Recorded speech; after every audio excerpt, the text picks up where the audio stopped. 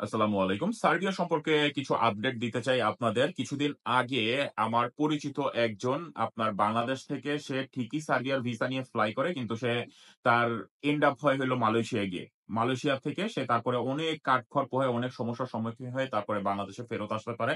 আলহামদুলিল্লাহ। কিন্তু পুরো একটা গ্রুপের করুণ কাহিনীর বর্ণনা আপনাদেরকে দিব। কি কারণে কি হইল তাও আপনাদেরকে বলব। এখন সার্বিয়ার জন্য কাজ করা ঠিক হবে কিনা? অবশ্যই ঠিক হবে। যারা কাজ করতেছেন কাজ করতে থাকেন, সমস্যা নাই।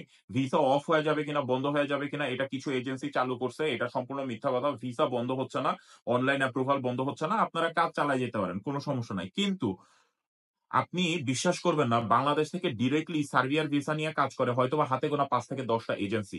আর বাকি যত এজেন্সি আছে, বাকি যত আপনার ওই পাড়ায় মহল্লায় যারা কাগজপত্র ফাইল নেয়, এরা সব হইলো ভায়া মাধ্যমে কাজ করে। এরা সব হইলো থার্ড পার্টি হিসেবে কাজ করে এবং যেহেতু তারা এই থার্ড পার্টি হিসেবে কাজ করতেছে, তারা কিন্তু ভিসার দামটা অনেকটা বাড়ায় দিচ্ছে এবং এইখানে তারা কিন্তু প্রতারণা করার একটা বড় সুযোগ পাচ্ছে। সে ব্যাপারে আজকে কিছু কথা বলব। দেখেন, আপনাদের হয়তোবা অনলাইন অ্যাপ্রুভাল ঠিকই চলে আসতেছে। তারপরে ভিসা স্ট্যাম্পিং হচ্ছে না। ভিসা স্ট্যাম্পিং হচ্ছে কিন্তু আপনারা বিএমএটি কার্ড করতে পারতেছেন না। আপনারা বিএমএটি কার্ড হয়ে যাচ্ছে, ভিসা স্ট্যাম্পিং হয়ে যাচ্ছে, অনলাইন অ্যাপ্রুভাল চলে আসছে কিন্তু আপনারা ফ্লাই করতে পারতেছেন না। কিন্তু কেন? মাসের পর মাস বসে আছেন কিন্তু কেন? একটাই উত্তর। আপনার যত কাগজপত্র যা ছিল, যা আপনাদেরকে অনলাইনের অ্যাপ্রুভাল, ভিসা স্ট্যাম্পিং সবকিছু ফেক। এবং এইটা খুবই কমন একটা ব্যাপার। আপনি বিশ্বাস করবেন না, আজকে এই জুলাই মাসের ৬ তারিখ চলে। এই পর্যন্ত এই ৬ মাস পরে এসে সার্বিয়ার কয়টা ভিসা উঠছে? আপনাদের কোন আইডিয়া আছে? হাজার, হাজার লোকের ফাইল জমা নিছে। সেই তুলনায় ভিসা কিন্তু সেই পরিমাণ হয় নাই। কিন্তু এখনো স্টিল হাইপ এ নাম্বার 1 এ আছে নন সেনজেন কান্ট্রি গুলোর মধ্যে। কিন্তু হ্যাঁ, সত্যি কথা, হাজার, হাজার ১২০০ ১৫০০ লোক ঠিকই আসতে পেরেছে এই পর্যন্ত সার্বিয়ার জন্য। ফাইল জমা হয়তোবা ১০,০০০, ১৫,০০০, ২০,০০০ জমা পড়ে আছে সার্বিয়ার জন্য। এখন আপনারা কি করবেন? দেখেন ভাই, আপনার অনলাইন অ্যাপ্রুভাল আসলে সেই অনলাইন অ্যাপ্রুভালটা কি অরিজিনাল কিনা এইটা নিয়েই আমি একটা ভিডিও বানায়ে সবথেকে বেশি সম সমস্যার সম্মুখীন হইছিলাম। আপনারা দেখবেন যে এই ওয়েলকাম টু সার্বিয়া যেই পেজে আছে, আপনাদেরকে অনেকে অনলাইনে এই আইডি পাসওয়ার্ড দিতে চায় না। কেন আইডি পাসওয়ার্ড দিবে না ভাই? আইডি পাসওয়ার্ড নিয়ে কি আপনি মানে চলে যাবেন? যখনই আপনারা কোন একটা এজেন্সির সাথে কাজ করতে যাবেন, অবশ্যই আপনাদেরকে একেবারে সুন্দর একটা স্ট্যাম্পে সুন্দরভাবে লিখিত সবকিছু থাকবে। তার বাইরে যদি যায়, তাহলে এজেন্সি যদি সঠিক হয়, এজেন্সি আপনার বিরুদ্ধে কেস করে দিবে। আপনি যদি সঠিক হন, আপনি এজেন্সির বিরুদ্ধে কেস করে দিবেন। ২ জনের সুন্দরভাবে একটা পথ থাকবে যে এই পথে আগাইলে আপনাদের ২ জনেরই আপনারা সফলকাম হবেন। আপনাদের ২ জনের সবকিছু ঠিকঠাক থাকবে। কিন্তু সেই কাজ কেউ করতে রাজি না। তার কারণ তাদের মনের মধ্যেই থাকে ২ নাম্বারই। কিছুদিন আগে আপনারা জানেন ১ থেকে ১.৫ মাস আগে বাংলাদেশের কয়েকটা এজেন্সি মানে মেইন একই। নাম প্রায় ৪-৫ টা দিয়ে তারা এই কনসালটেন্সি ফার্মে সার্বিয়া থেকে লোক তারা হইলো ফাইল জমা নিছে। অনলাইন অ্যাপ্রুভাল যা দেখাইছে সব ফেক। একটা নকল ওয়েবসাইট তৈরি করে আপনাদেরকে তারা শুধু ওই যে আইডি পাসওয়ার্ড দেয়, আপনাদের পাসপোর্ট নাম্বার দেয়, visa approved, visa approved, online approval চলে আসছে। সবকিছু তারা আপনাদেরকে দেখায় দেয়। তারপরে আপনাদের কাছে একটা বড় অ্যামাউন্টের টাকা চার্জ করে। আপনারা টাকাটা সুন্দরভাবে দিয়ে দেন। এরপরে কোম্পানির আর কোন খোঁজ নাই। বলে যে স্ট্যাম্পিং হচ্ছে না। আপনি বিশ্বাস করবেন না, ভিসা অনলাইন অ্যাপ্রুভাল এর পরে ভিসা স্ট্যাম্পিং হইতে মেক্সিমাম ১ মাস থেকে ৫০ দিন বা ২ মাস হয়তোবা সময় লাগতে পারে। ধরেন আপনি ২ মাস, ৬০ দিন মেক্সিমাম, যদি এটা খুবই রাশ থাকে। নরমালি এটা ৪৫ দিনের মধ্যে হয়ে যায় নিয়ম অনুযায়ী। আপনাদের ১ মাসের মধ্যে অনলাইন অ্যাপ্রুভাল এর পরে স্ট্যাম্পিং হয়ে যায়। কিন্তু আপনারা দেখবেন যে অনলাইন অ্যাপ্রুভাল এর পরে আপনাদেরকে বসায় রাখছে ২ মাস, ৩ মাস, ৪ মাস হয়ে গেছে। কেন? আপনাদেরকে স্ট্যাম্পিং করাইতে পারতেছে না। অথবা অনেকে যারা স্ট্যাম্পিং করায় দিচ্ছে, সেই স্ট্যাম্পটাই হইলো ফেক, নীলক্ষেত থেকে বানানো। বিএমএটি কার্ড কোনভাবে তারা নকল-টকল করে দালাল-টালাল ধরে কোনভাবে তারা করে ফেলতেছে এবং এরপরে আপনাকে ফ্লাই করায় নিয়ে যাচ্ছে হয় দুবাই, না হলে মালয়েশিয়া, না হলে সিঙ্গাপুর। যেকোনো এক জায়গায় নিয়ে আপনাদেরকে ফালায় দিচ্ছে।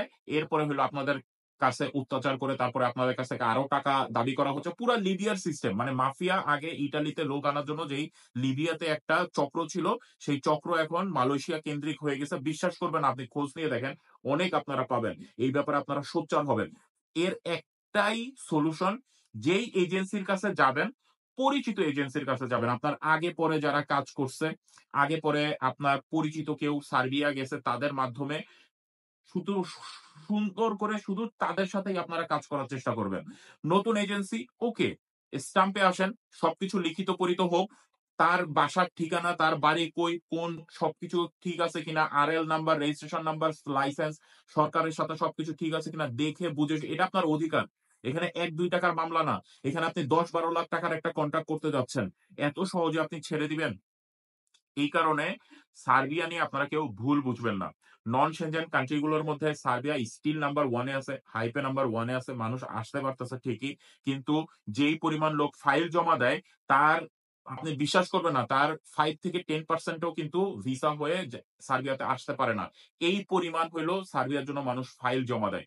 ডিমান্ড আছে ১০০, তারা ফাইল জমা নেয় ১,০০০, ৫,০০০, ১০,০০০ এইরকম হইলো ফাইল জমা আছে বাংলাদেশীদের জন্য।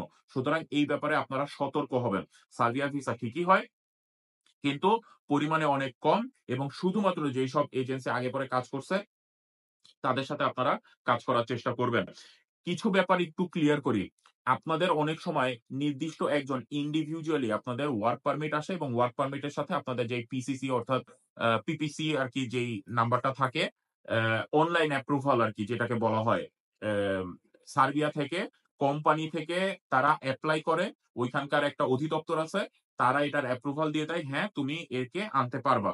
এবং সেই ক্ষেত্রে সার্বিয়াতে যারা কাজ করে মেক্সিমাম হইল গিয়ে আপনার উকিলের মাধ্যমে সাপ্লাই কোম্পানির কাজ করে। সুতরাং সাপ্লাই কোম্পানিতে আপনি যখনই আসতেছেন, আপনি কখনোই চিন্তা করবেন না যে এখানে আসার পরে আপনি চাকরি পাবেন, আপনি প্রতিনিয়ত ৮ ঘন্টা কাজ করতে পারবেন, একটা ভালো ইনকাম করতে পারবেন। সুতরাং সেরকম একটা ব্যাকআপ আপনি অবশ্যই নিয়ে আসবেন এবং এইখানে এসে সার্বিয়ার লাইফ কিন্তু এত ইজি না। কিছু মানুষ খুবই ভালো আছে, যারা ১ বছর ওয়েট করছে, ৬ মাস ওয়েট করছে, তারা ভালো জায়গায় কাজ করতেছে।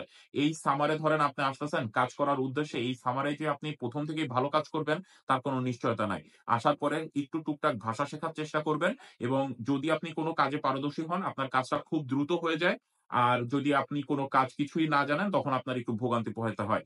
বাংলাদেশ থেকে এই ওয়ার্ক পারমিট আসার বিষয়টা নিয়ে অনেকের কাছে কিছু কনফিউশন থাকে। দেখেন, ওয়ার্ক পারমিট আসতে সময় লাগে না। ওয়ার্ক পারমিট আসতে সময় লাগে না। ডিপেন্ড করে এখানে ডিমান্ড কত। এখন বাংলাদেশের মেক্সিমাম লোক হইলো কোন কাজ পারে না। তো তাদেরকে কোন পজিশনে আপনাদেরকে বসাবে? এখন ধরেন একটা রেস্টুরেন্টের ইটালিয়ান একটা রেস্টুরেন্টের শেফ লাগবে। বাংলাদেশ থেকে তারা আনতে চাচ্ছে। এখন আপনি ইটালিয়ান কুজিন আপনি জানেন, আপনি পিজ্জা বানাইতে পারেন, পাস্তা বানাইতে পারেন। আপনার কোন একটা কোর্স করা আছে অথবা বিদেশে আপনি কোন একটা ইটালিয়ান রেস্টুরেন্টে কাজ করছেন অথবা ইন্ডিয়ান কোন রেস্টুরেন্টের লোক লাগবে, আপনি ইন্ডিয়ান কোন রেস্টুরেন্টে কাজ করছেন। সুন্দরভাবে আপনাদের এই প্রসেস ওয়ার্ক পারমিট পাঠাবে আপনার নামে, অনলাইন অ্যাপ্রুভাল সবকিছু বিশ্বাস করবেন উইথিন 2 মান্থস এর মধ্যে হয়ে যায়। যদি ডিমান্ড অনুযায়ী লোক লাগে। কনস্ট্রাকশন শিল্পে একই অবস্থা। যদি প্লাম্বার, মেসন, যেকোনো ফোরম্যান, ইলেকট্রিশিয়ান যেকোনো একটা ডিমান্ড যদি আসে, আপনি যদি ওই কাজে পারদর্শী হন, আপনার কাজটা খুব দ্রুত হয়ে যায়। সুতরাং ওয়ার্ক পারমিট আসতে সময় লাগে না, অনলাইন অ্যাপ্রুভাল হইতে সময় লাগে না।